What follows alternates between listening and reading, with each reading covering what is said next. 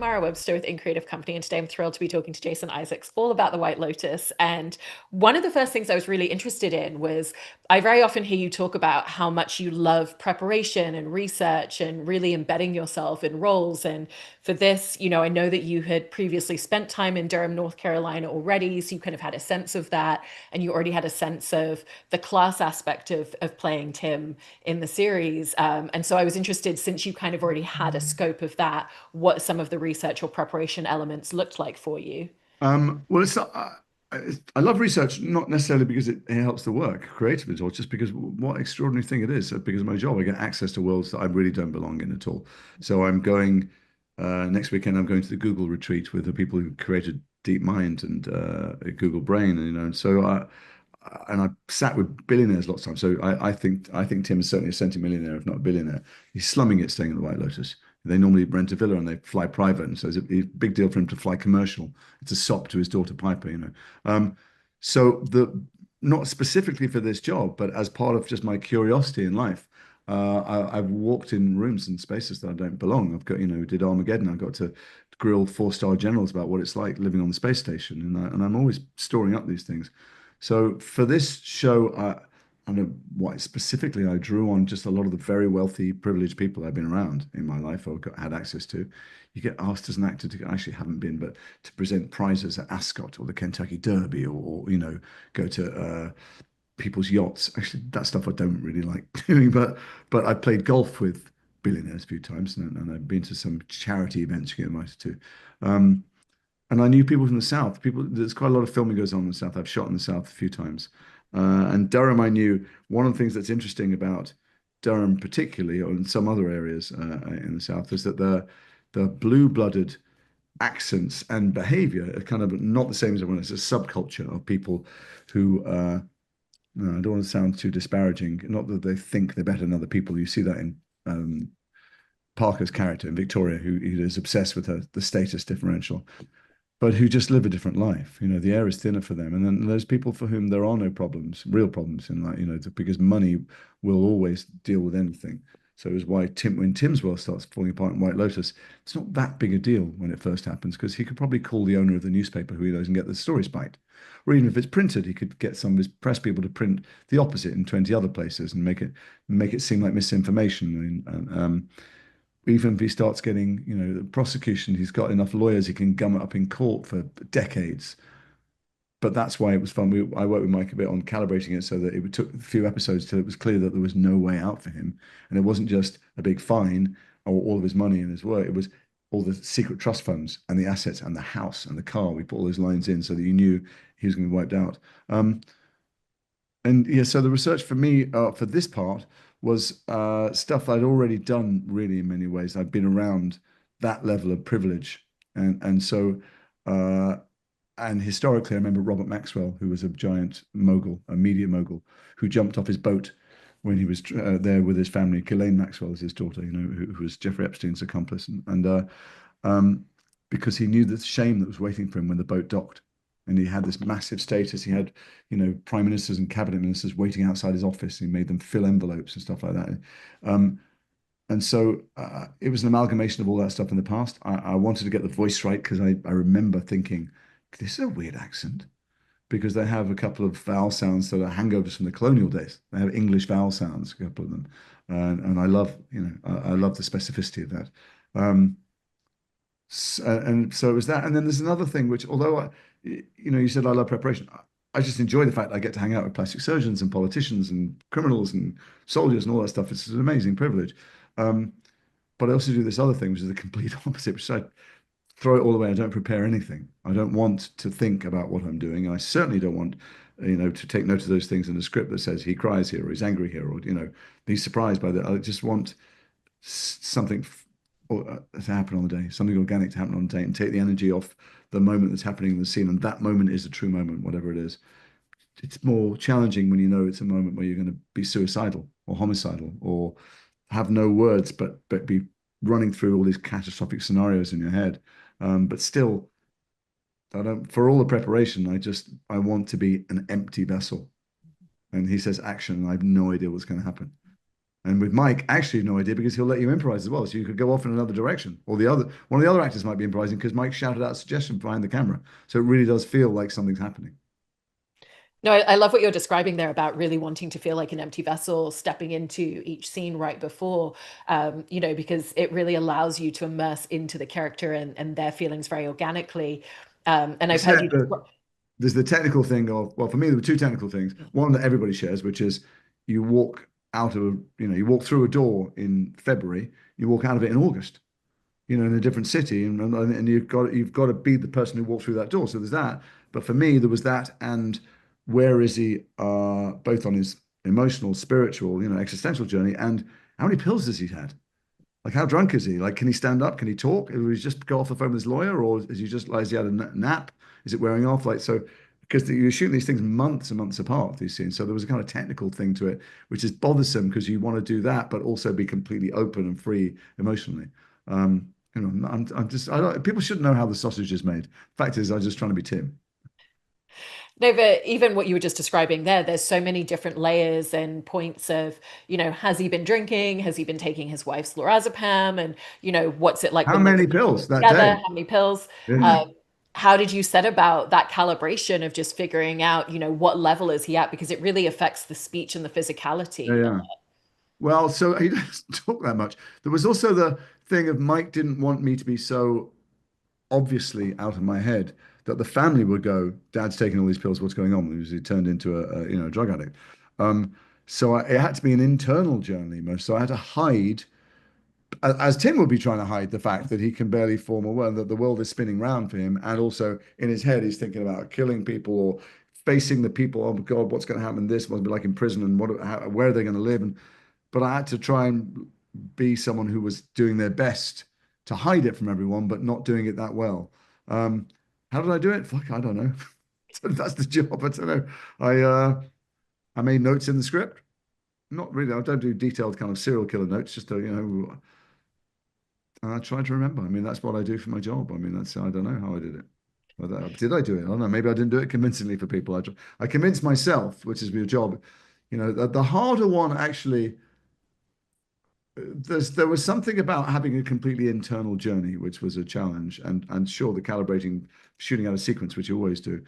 But I knew what was coming, and I knew I was going to have to get to a place where I tried to kill everybody, and I thought that was the best thing to do out of love, and that I flipped mid-scene, and that I then didn't know what I was going to do because that was my best plan, and that somehow I would be filled with a kind of spiritual enlightenment where I was going to surrender to the fates and look at my family and think that's the best thing that could happen to them.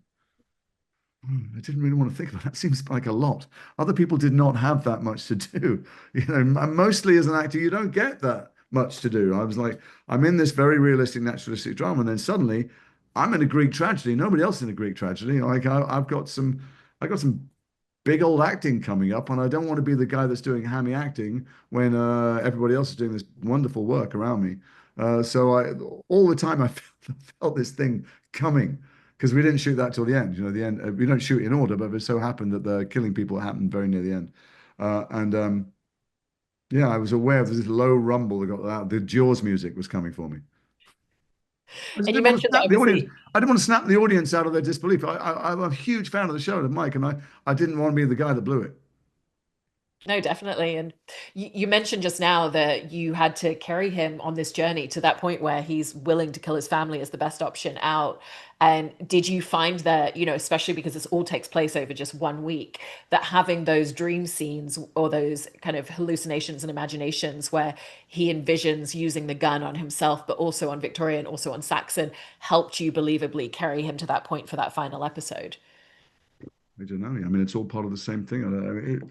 It's a bit weird. I can talk. I mean, I will now give an answer as if I can talk about acting, but there's the famous Frank Zappa quote that I can never remember, which is, I think, talking about songwriting is like dancing about architecture or something. That's not the quote, but did I manage to? I don't know if I managed. Well, it's not up to. I managed to try and take myself to a place where that felt like the next logical thing to the right logical thing to. It's Mike's writing. Obviously, Mike brought each of the members of my family to me one by one to say to me, not aware that they were, volunteering to be killed, I can't survive in a world where I don't have privilege and money. And it was an odd thing that they had a screening of the last episode in Los Angeles, and we're all flown in from wherever we live. I live in London, around the world, and I hadn't watched it with an audience before because it's television, So the scene where Piper comes back from the monastery and says, I am a princess," and which I thought Sarah Catherine did so brilliantly, where she breaks down and goes, and she's so ashamed and embarrassed that she wants good food and a nice bed, and Parker's kind of gloating, going, "We're kings and queens," and the camera panned to me, and I just remember, so much, I remember what a terrible, terrible day that was for me as Tim, how miserable he is because he's a very patriarchal alpha male, and his daughter is, special for him, and he didn't think he was going to have to kill her. He thought she was going to be fine. She was going to live in a monastery, but actually, she goes, "No, I'm a spoiled privilege. I can't live without this privilege." And he realizes in his adult state of brain, "I'm going to have to kill her." And it was heartbreaking for me. The audience fell out of their chairs laughing. I mean, like a round of applause laughing, and the camera got to me. And I'm like, "What?" And I was just reminded that my journey is not the audience's journey. My journey was to be him, and Mike has put these juxtaposition of these things. So it was meant to be funny, I guess. Didn't feel funny to me, but they weren't wrong to laugh. I probably would have laughed if I was them too. Um, so anyway, the question was, did I connect all those dots? I don't know. That's my job. I tried to. I don't know. It's for you to answer. Don't. If the answer's no, don't tell me. No, you absolutely did. But I love what you were just describing there about that moment where he maybe didn't plan for his daughter to be part of that scene at the Sure. end Yeah, with the yeah. pina coladas, but because she comes back from the monastery and does need these things, that she becomes part of that plan. For you, what was your perspective on why he doesn't give one of the drinks and doesn't allow Lachlan to have one? I say to Lachlan, "You can live without money, can't you?" And he goes, "Yeah." And that's the relief that he's going to be okay. He's the kid who's going to be okay, and he thinks he can, and I think he can too. And I'm so thrilled. And then Mike, being satanic and evil, makes him the one that drinks the thing, and I think I've killed him because he wants to put me, Jason. No, I think probably not. He wants to put Tim through the worst ringer possible so that he can have the biggest spiritual change. And there's something very Mike White comedic about the fact that he tries to take his entire family out with pina coladas. Did you talk to him about why that was the specific choice of what he was using at all? No, it just felt like, I mean, I guess I did think about it. I didn't ask Mike about it at all. I did think about it, which because I thought pina colada is the least offensive and least alcohol tasting drink, and I could probably hide, and it's so sweet. I could probably hide the poison in it. He's a bright man, Tim. He didn't get to be rich, just by his privilege. His privilege opened doors for him. Then he then turned it into a fortune, and so yeah, there's some logic in pina colada because it's so much like candy, liquid candy that I could probably disguise the sour taste of the poison in it. And what was that experience in that space of filming that scene and then just finding that moment where it switches in his brain and he suddenly decides that he can't go through with it? Um, what was that experience? It was, as close as possible to the experience that Tim had. It was miserable. Also, I suppose if you've been visiting the set, you would have seen something unusual. I like to fuck around with the set. I like to have a good time. I want everyone to be remembered that we're blessed to do this privileged job. But Tim's miserable, and the crew like me, and I go along with them. They respect me enough to give me the space when I've got to be miserable. I've got to be miserable, and to allow you to, you can't be cracking jokes. I normally am cracking jokes right up until the last second, so I'm trying to stay free and loose, and then go into tragedy. It's fine. But that day, you know, I just had to go worse or further or something. And Mike gave me lots of time and space. I can't remember which of the lines that were written and which of the ones I said. The beats of the scene were apparent. I had to give him the drinks and then change my mind. I can't remember if he wrote the coconut milk is off or if I made it up. I can't remember. I actually can't remember a lot about acting because when they say action, I kind of go into a weird zone where I'm trying not to think. When I was a baby actor, I planned everything. I could give you the same performance at the read through as after months of rehearsal. And I learned very quickly, or maybe not quickly enough, but from people much more talented than me, to do none of that and to plan nothing and to try and switch my third eye off, not to be watching myself. And sometimes people go, "No, I like what you do in that take. Let's do that again." I go, "I don't know what I did.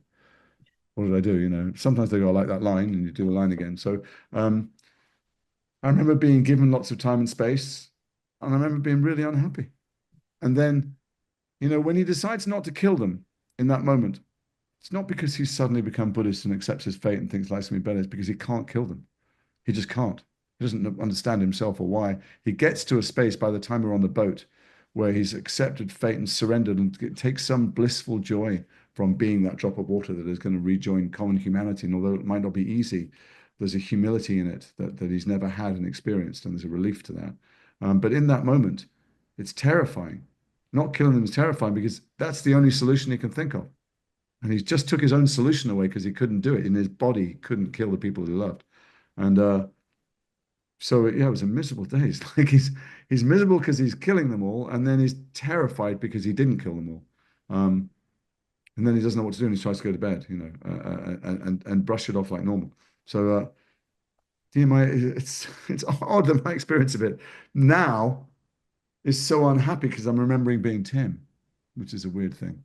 Within his marriage to Victoria, it kind of feels like he doesn't really have a partnership. Neither of them have a real partnership whilst they're on this vacation because Oh, I he's see. so Yeah. pulled into all of this and she's completely high on lorazepam. And Until because she's of not, and that, she's hysterical, and we see why she was taking the pills in the first place. yeah, what was the impact that that had on his entire trajectory of not having anyone that he can talk to at all about any of it? And did you think that he often kept things from her? Oh, she was lost years ago. I mean, lorazepam or not, he would never share this stuff with her. He's the alpha male. There are statues to the Ratliffs all over Durham. There's a wing of the university and a library and probably a hospital with their name on it. The weight of the as he said when she comes in and interrupts his suicide. The expectations on him from the first day he was born to live up to this legacy that can probably trace back to the Mayflower. And she's been lost to this obsession with status and drugs years before. They're not really, he's not a leaver. He may run for governor himself at some point, but so he's not a quitter. Whether he's been faithful or not is a secret I'll keep, in my head. Um, but she was never a proper partner. He's not, he's first of all, he's very patriarchal anyway, and anyway, she's not an equal partner. So he would have been placating her and giving her what she thought she wanted from this perfect man all the time, and there's no way he can brook that imperfection, sharing that imperfection and vulnerability. That's why he wants to kill himself. Because it also feels like there's so much in terms of gender expectations of how he was raised by his family Absolutely right. Yeah, as well. And we really see that in how he treats his kids, and the his way that daughter particularly. yeah, his daughter very differently, the way that Lachlan doesn't live up to the alpha male type that he wants. And even though he has, complaints with Saxon, that there's the Yeah. aspect of like Saxon at least trying to be that. And so how did that side of Well, things really shape? yeah. I mean, do you want to know what was going on inside Tim's head? My Yeah, head. They're all a disappointment because Saxon is aping some of the outside behavior, but he's not me. And he's trying to be me and he's failing. And I can see it and I can smell his desperation and it's ugly. And I don't like losers. And I hate myself for thinking that my son, who I love, physically, I love him in a way that you can't buy, is a shell of something. And then he comes to me and says, I am nothing. And I remember the 5-year-old and the 7-year-old who was crying, or the 10-year-old I said, don't you ever cry again when a baseball hits you or whatever. I remember all those things. But he's a disappointment, and I'm ashamed that I'm disappointed in him. I'm ashamed that I'm disappointed in Lachlan, who probably will inherit because he's at a computer all the time. He probably will be the person who does do all right. And I put my daughter on a pedestal because she's Madonna Hall, whatever that patriarchal Southerner that he is. She's not a real person to him. She's a doll to him, his precious little girl, and the thought that he'd have to kill her hurts him more than killing the boys, I think. and it's interesting because with what you were describing about with Saxon, that he really despises the insecurities and the weaknesses that he sees in him, and almost he Despite, I didn't say despise as you went there. I said he's disappointed, but yeah, disappointed, sorry, because he but recognizes it in himself. Why yeah, do we disturb him? He recognizes that maybe he was like that with his grandfather. But he was probably like that with his father. Maybe Saxon will grow out of it. These aren't fixed things; they change. But yeah. moment to moment, seeing how gross and vulgar he is around his mother and stuff, and Victoria's laughing at crude things because she's disinhibited by taking so many drugs, and that's not who she was. That's not how we behave in the golf club. It's not. And she embarrasses me in public, and is, there's trouble in the whole family, and he sees it all. Yeah. Do you think those aspects that he feels disappointed in Saxon play into the kind of internal feelings that he's having with himself because he's being confronted with his own weaknesses and vulnerabilities throughout this trajectory? Oh, I don't know that he gets that far. It doesn't get further than we're broke. I have no house. I'm a very rich man, Yeah. successful in the world of finance, captain of the golf club, captain of industry, titan of the town, and all that's gone. My own ego. How am I going to face any of those people? And where am I going to be living? What am I going to do for a job? Am I going to drive an Uber? Can I borrow money off people? I can't start again. I can't invest in things. Can I open it? But what? I'm just running through the billion options in my head until I realize there are none left other than death. Uh, I'm less worried initially about, I'm so disappointed in my son. I mean, my world, we're about to drive off a cliff. I can't worry we've got the wrong type of air freshener in the car. Like there's bigger things going on. It's one of the difficult things, or challenging, or interesting things about acting in this show is that acting is about connecting, like really being in a moment and being alive to the moment. Except Tim's not in any moment the whole week, except with the monk. That whole week we're there. Once the phone calls start coming, I am not. They can talk about what they want to do. Piper can say, "I want to live in a monastery," and I'm going to go like, "We won't be able to afford the airfare. You won't have a cell phone." So it's a bit like when someone you love dies, which is I hope doesn't happen to you very often. It's happened to me a couple of times. And like, you go around and you go, "Why is everyone behaving normally? Why are people talking about what we're having for lunch? Don't you realize the world has changed forever?" And this nonsense. He's looking at people and he's hearing the words, but actually, all he's really seeing is wow, wow, wow, wow, wow, wow, wow. What are they talking about? They coming come Saturday when we get on that boat. Nothing they said will be relevant to the world they're about to face. So yeah, I don't think he's thinking that much about Saxon's not on the trajectory I hope for him. He's thinking, how can I face anybody? What happens when we get off the boat? Will there be people waiting with handcuffs there? And you mentioned the conversation with the monk, and it feels very much like he's asking a lot of questions about what happens when you die, because that's something that he's contemplating throughout the entire series. What was the impact that you felt that conversation had on him, if any? Well, at that moment, it feels like he's given license, a kind of the enormous relief that it's not terrible, there isn't a hell, and I can kill myself. That's what he hears. I can kill myself, and it'll be great. And maybe I can kill. I can't remember at that point if he's ready to kill Victoria as well. If she's. I don't think they've had that conversation yet about I can't live without money. But he goes, "That's all right. I can kill myself." He's just given me license. What's interesting about the conversation with the monk is that when he then can't kill himself and doesn't kill himself and the people he loves, because he decided they'll be better off too. They won't face this terrible, precipitous fall from grace and the shame and humiliation, disgrace. But he can't bring himself to kill himself. By the time he gets on the boat, he gets through, but when he thinks he's killed Lachlan, Lachlan doesn't die. Something has changed him, something has shifted in him. And he looks at the drops of water and remembers the words of the monk, and he thinks, I want that. I don't want to die to achieve it. I want to be a member of the human race. I don't want to be better than them. I'm not better than them. I'm a criminal. And these people over there I look at who I love, they're going to have a terrible time, but the end result of it is that they too will just be ordinary and they'll have to get a job and they'll have to, they can't look at anyone else and think they're better. They've been told they're princes and princesses by their mother all the time. And my wife thinks she's a queen and she's not. And maybe she'll be folding t-shirts and maybe she'll be working, serving lunches in school. And that'll be amazing in that moment. Whether he keeps thinking that or not, I don't know. People change. But in that moment, he embodies every one of the greatest Buddhist principles. I also wanted to ask about filming all of the phone conversations that we see in those early episodes, because I know in particular the conversations with Scott Galloway, you were only recording your side, and Yeah, most yeah. of the time you didn't have a scene partner for any of that. And then 6 months later, you're in a studio with Scott Galloway, kind of trying to recreate that. And I was interested in what that looked like the first time without a scene partner, and then the second time trying to kind of remember where you'd gone off script and to kind of re-find it. Well, straight out of drama school, almost straight after a couple of odd single days on a film, I was in a TV show set in the dealing room of financial brokers. And we all learned to give good phone. That was the thing. Like, and most of it was on the phone. We were always doing stuff on the phone. There was never anyone on the other end. Sometimes there's somebody on the other end. One of the other actors could pick up the phone that's connected and try and fuck you up by speaking obscenely to you in your ear. But so I learnt to do. I'm being interrupted on the phone acting a long time ago, like 30 years ago when I started acting. So I was very grateful for that because I would be reading in with the stage manager, not stage manager, sorry, the first assistant, or somebody who was nearby, or nobody because I was too far away from the camera. So what was it like filming it? Uh, yeah, I'd be improvising things, and then the horror dawned on me that many months later I was going to try and remember exactly what I did. They did send me little, you know, MPEGs, so I could look at my side of it, and then I went to Scott, and you know, he's not an actor. He's a wonderful, brilliant man and podcaster, but I think it came as a surprise to him, or it was just a new skill he hadn't tried. It's like asking someone to juggle. You think acting's talking, but you